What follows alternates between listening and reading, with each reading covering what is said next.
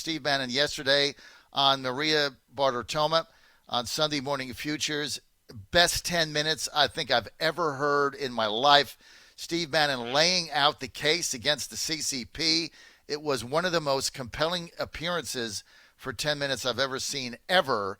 And he is with us now. Steve Bannon, also the host of War Room Pandemic. This is the hottest radio show in America. Airs 10 to noon on the John Fredericks Radio Network, Monday to Saturday, 10 to noon, Monday to Saturday. Also on America's Voice.news on the Dish, channel 219. Also download America's Voice.news, where he's on live on video every day, 10 to noon, Monday to Saturday, 6 days a week. Steve, good to have you with us. And also Newsmax TV. We're ubiquitous. I always forget Newsmax. 6.1 million downloads on the podcast. So thank you very much. Love having you as a producing partner. Well, thank you. And Newsmax airs you on tape delay, I think, at 10 p.m. So I have to start saying that. Also going to have to remind people that you're now my new agent. After the great pitch about Maria Bartiromo's show yesterday. I tell you what, Steve, I saw it 3 times. You were on fire, but in 10 minutes you laid out the case, the world case, not the U.S. case or the Trump case, the world case against the CCP and what they've did, the Communist Party of China. Can you take 10 minutes and share that with our audience? Yeah, listen, I think the president laid out something very important. I think it was on Saturday about knowingly responsible. You know, there's a lot of people running around saying, hey, about these labs they've got, you know, did they have a bioweapons program? Were they doing experiments? Did it leak out the back door? Did it get on top of some, did the virus, get out there by a young lab technician? That's very important for us to find out. There are massive investigations going underway by the world's intelligence services, by the medical community, the healthcare community, all that. But that's got to be set aside. We know the facts right now. We don't really need other investigations. We need those to find out exactly what happened. But what we know, they're acts of commission, of knowingly responsible to hide this from the world.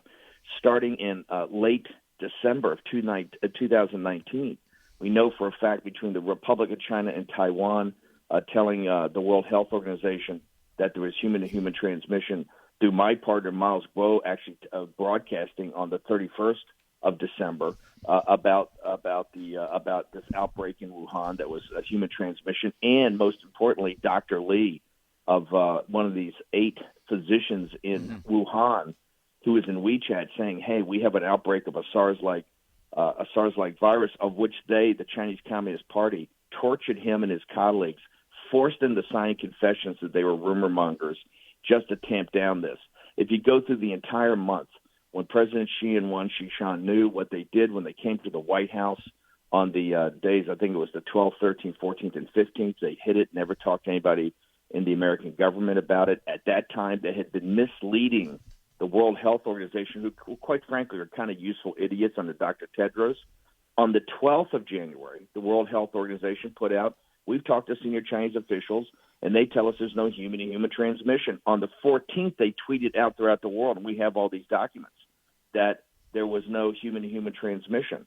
We know at the time, as soon as they left the White House and started to fly back on the 15th of January, they were making the moves to shut down Lunar New Year. People should know, a New Year every year, their Lunar New Year, which takes place in basically mid to late January, the whole nation goes back home. 500 million people travel over a couple-day period. It's the largest human migration in human history. It's every year. The Chinese Communist Party at the highest level was preparing to shut down the country and not have that happen. They then, a few days later, I think on the 20th, they finally admitted they had an outbreak in Wuhan. They shut the city down. At the same time, they were not stopping any travel. As they started to stop travel within China to stop the spread, they didn't stop any international travel. I think it was 400,000 or 350,000 innocent Chinese were flying all over the world, going back to colleges, going back to businesses, going to Milan to the fashion show, the biggest one in the world, at Fashion Week. All this was happening is the Chinese Communist Party knew they had a massive outbreak, human-to-human transmission and community spread. The first person really to stand up to him was Trump. It was Trump's decision against Fauci and Azar in the medical community, who said, "Oh, the World Health Organization says that you can't stop these things by restricting travel." He blocked the Chinese citizens from coming into the United States on the 31st of January. That's really the first person to step up and say, we got to stop this.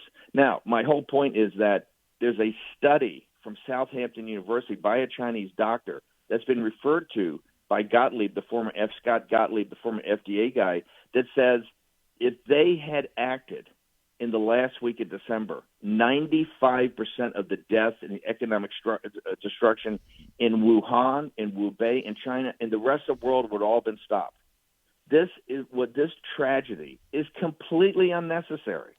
And we don't need to know if it came from a lab by a weapons program. We don't need to know. Yes, we have to hold them accountable for that and shut down these programs and take charge of those labs because these people are dangerous. This is a biological Chernobyl, and it's like a nuclear reactor that keeps going. However, that's not relevant to the key question, their responsibility. Their responsibility for the deaths, their responsibility for the economic carnage. Now, to make matters even worse, if you could even think of this, starting in late January, understanding they were going to have a massive problem throughout their whole country, they went around the world to Europe, the United States, and Australia, and without telling anybody, vacuumed up all the personal protective equipment, the PPE, knowing that they were going to have an outbreak and potentially could use it strategically later on. They bought over, I think, 2 billion masks, although they're the largest mask producer in the world. They did that at the same time President Trump, trying to be a decent nation, knowing they had a big outbreak, we actually shipped them PPE at the time. And now we're like a supplicant to try to get it back. But it shows you the Chinese Communist Party think like gangsters, act like gangsters, and have to be held accountable as gangsters. Every nickel of economic carnage, and quite frankly, every death that they to me, it's equivalent to premeditated murder. They knew for a fact in late December of 2019, they had a major outbreak of SARS-like virus. They knew they had human-to-human transmission. They knew it was going to have community spread. If they had acted like any decent government, this whole thing could have been shut down. The people of Wuhan, you could have isolated in Wuhan. You could have stopped the tragedy, stopped the deaths, and stopped the economic carnage. The American people are going to have to rise up and hold these people accountable for the rest of the world. And it's just, to me, it's clear in black and white. And all this media and all this, we're missing the point. You got to remember, in the fog of war, you got to focus on the signal, not the noise. And we're focused on the noise. We must focus on the signal. And to me, we have to start holding the Chinese Communist Party accountable now because they're getting more and more arrogant about how they want to run the world. All right, Steve Bannon with us, Stephen K. Bannon. I got two questions. Number one is, why would they have shut down travel to Beijing but allowed international travel knowing this was there? Did they want it to spread? Well, because this is the way they think. They're completely callous. They're completely callous, and you have to get to their deeper motivations. What were they thinking, knowing these people would spread? Look, there was 300,000, I think 350,000 into the United States alone. Right. There's many more hundreds of thousands into Europe and then the United States. This is why the New York Times had this big expose. Oh, most of this virus came from Europe, not from China. But what they didn't take into consideration, that was all people coming from China to Europe, like right. for Fashion Week, and then coming to JFK right. or coming to O'Hare Airport or to right. Los Angeles. So principally to JFK. That's why New York City. Why is New York City a hot zone? JFK. It's because of JFK. It's an international airport. This right. is not that complicated. It's quite simple, and you can see that, where they shut down, travel inside of China, they didn't shut down travel for the rest of the world. Quite frankly, because they don't care about the rest of the world. If the rest of the world gets it, if they knew they were going to get it, the rest of the world gets it, then that's the rest of the world's problem. Well, they've made their problem your problem. And if you're sitting at home today, you don't have a job, you're not going to have a pension plan, your kids and grandkids are going to have to work every day of their life, right? You can't even do the cultural things. For the first time in 2,000 years, you haven't been able to go to church and worship the risen Christ, or you can't have your Passover meal with your family, or you can't have Ramadan like you've had for thousands of years. If you can't do that, it's not the fault of the governor of your state. It's not the fault of the president of the United States. It's not the fault of your mayor. It's the fault of the Chinese Communist Party in Beijing. That's who visited upon you. That's who did that to you. And people got to wake up and start to focus on what the problem. The problem is the Chinese Communist Party, located in Beijing, headed up by a guy named President Xi. They have to be held accountable for this. So give me 3 steps or 2 steps, Steve, on how the U.S. and the world might hold them accountable. What steps would be taken? Well, first, I think you strip them of their sovereign immunity. I keep saying, if you go back, people today, if they go online, I know that a lot of people are at home, Google that aerial shot of Hart's Island in New York in the East River. It's the old Potter's Field. It's a little island in the East River off of Manhattan. It's a Potter's Field where they've buried the unclaimed bodies in New York City for many decades. There's a photo of the prisoners at Rikers Island in hazmat suits digging a mass grave for the dead of New York City, for one of the greatest city in the world, greatest city in the United States, financial capital of the world, digging a mass grave with all these coffins. And people should look at that and say, hey, in the 21st century, on our watch, this happened to us, where we had to dig a mass grave for a mass casualty event. Today, there are 41,000 of your fellow countrymen that are dead, right? And a lot more whose lives have been ruined. One of the great young Broadway stars is having his leg amputated today because of this virus. This virus is a brutal killer, and it's going to be with us for a long time to come. This is because the Chinese Communist Party first stripped their sovereign immunity. Let every one of those caskets get a lawyer and sue them, okay, in a federal court. Strip their sovereign immunity. I think you cancel the debts. I think you start seizing the assets. You should seize the assets of every senior member of the Communist Party. All these guys are multi-billionaires, okay? They've been stealing from the Chinese people for decades. Remember, this is not about the Chinese people. They're the biggest victims of that, and they're our biggest allies of bringing these guys to account. So I think we start with Lindsey Graham's talking about dramatic economic sanctions. Other people, Josh Hawley's talking about stripping their sovereign immunity. Other people are talking about seizing their assets. Other people are talking about just wiping out the $1 trillion of government bonds they own. They have these new things that will be coming up this week, these Chinese railroad bonds that individuals have held since 1911 that the Chinese Communist Party stiffed people on paying. You ought to pay that. There's a number of economic things we can do. And then I think we got to bring them. I think we have to have a tribunal like Nuremberg and bring them to account, hold that in Wuhan, and let the citizens of Wuhan be the judge or be the jury to sit in for people of the world to hold these people accountable for all the deaths. I think what they did basically on the PPE, every doctor and nurse in northern Italy, every doctor and nurse that died here, everyone that died in northern Italy, that's murder. And it's premeditated murder, and the blood's on the hands of the leaders of the Chinese Communist Party in Beijing. This is very clear. And if America does not stand up to this now, this is the equivalent of not standing up to Hitler in 38 and 39. Be warned, if we do not stand up and bring these people to account today, we will pay for this in the next couple of years. Steve Bannon, we're almost out of time. Final question. Where's this leave Joe Biden, who's been China and the CCC's biggest apologizer? You got to remember, I think the 31st, the 1st of February, when President Trump announced the the stopping of the air traffic in from China, Joe Biden took the side of Beijing. That's why I call him Beijing Biden. He took the side of the Chinese Communist Party. That what their propaganda was is Trump was a racist, he's a nativist, he's a xenophobe. And that's exactly what came out of Joe Biden's mouth. Joe Biden is the most compromised candidate you could possibly have. In the Democratic Party, I don't care what the polling. Remember, I'm the guy that stepped into the campaign in mid-August when, I don't know, it was down 10, 12, 14 points. You pick it, okay? Polling doesn't mean anything. They're not going to win with Joe Biden. And it's not simply the fact he's not ready for game day because, I don't know, his age or his focus or a sundowner or whatever. But clearly, the guy you see on what I call the Proof of Life podcast, he does every couple of weeks, is not going to be able to stand up to the withering assault he's going to get from Donald J. Trump in the campaign starting in September and October of this year. It's just not going to happen. But more importantly, he's the single most compromised politician of all the politicians in America about the Chinese Communist Party. He was President Obama's front man on dealing with the Chinese, and it was a disaster, okay, an absolute disaster. He caved at every step of the way. He's taken their party line, including fighting with the President of the United States and the American people about doing the one thing we did that bought us time against all their lies, all their misrepresentations, was to stand up to the Chinese, say you can't have people fly into this country. And he took the propaganda party line from Beijing. He is what we call a useful idiot when you deal with the communists. Joe Biden is actually so incompetent, so corrupt, he's actually a danger. And that will be brought up. If the Democrats want to do this, go for it, because I could feast off this thing every day. I think you're going to see the Democrats try to change this guy out at the convention. I do not believe he will be the guy that goes up against Trump at the end. You think they're going to replace him?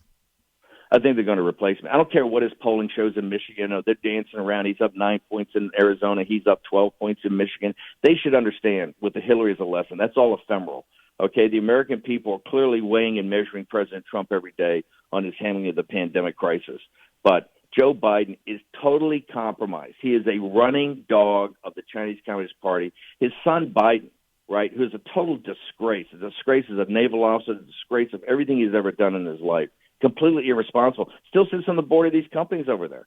And the Chinese Communist Party, their bank, the central bank of China, CITIC, put $1.5 billion into his private hedge fund, while Biden was negotiating the demilitarization or non-militarization of the South China Sea. Well, folks, just pick up your papers every day and see how demilitarized it is. Joe Biden had the opportunity to back down Beijing and the Chinese Communist Party for 8 years, and all he did was kowtow to the Chinese Communist Party. He kowtowed. And you think I was good yesterday on Maria Bartiromo? I can give you hours on Joe Biden and the Chinese Communist Party, okay? They love him. He is a useful idiot, a stooge for these people, and a mouthpiece. And this is not Steve Bannon talking. It's Joe Biden talking. Mm-hmm. On the day that it mattered, in the beginning of this pandemic, when all the chips are on the table, Trump stood up and got a withering set of criticism from the mainstream media, and Joe Biden took the Beijing party line of Xi and Wang Qishan and these other gangsters who are guilty of premeditated murder on people throughout the world. Joe Biden took their side. How does President Obama reconcile this on the campaign trail? He always does the fade. He said, listen, Obama had the right idea, which is a pivot to Asia. He understood that this CENTCOM, these wars in the Middle East, we had to get out of them. We had to start drawing it down. And don't even get me started on the Saudis. Oil prices today in the United States, the lowest, they're falling through the floor. We're eviscerating one of the greatest industries we have, which is the fracking industry in the American oil industry. This is getting crashed because of the Saudis are now kowtowing to the Chinese Communist Party. That's all part of the same thing. It's all part of the same deal. Tie that together. The Saudis' oil. They're trying to run the tables on the United States of America, and we've got to wake up.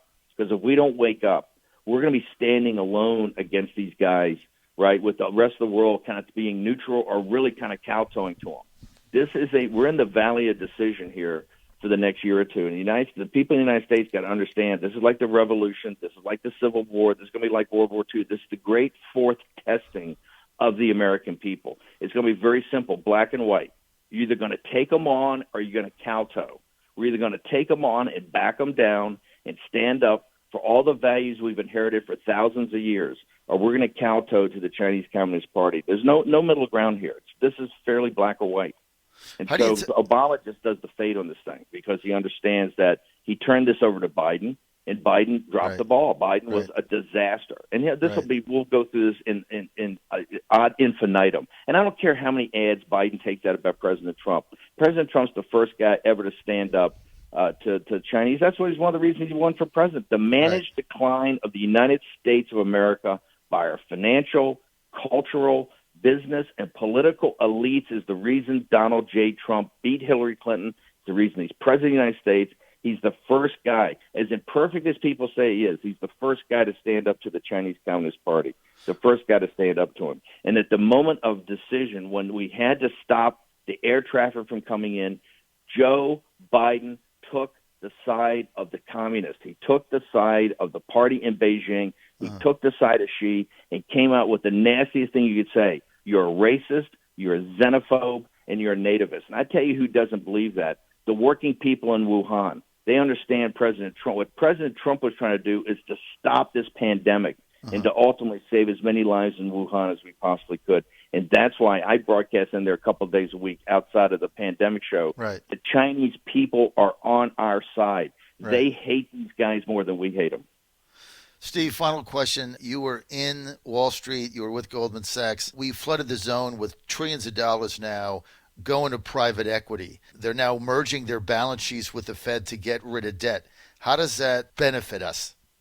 Well, we have first off, if it's a legitimate concern to me that happened because of this exogenous event, right? That the money should be there. I have no problem with that. If it's to save jobs because of this pandemic, if it's just to prop up, weak companies that were going under anyway or had to be restructured anyway, it shouldn't be done, and that's the responsibility of the Treasury Department. Mm-hmm. This can't be another bailout for the elites.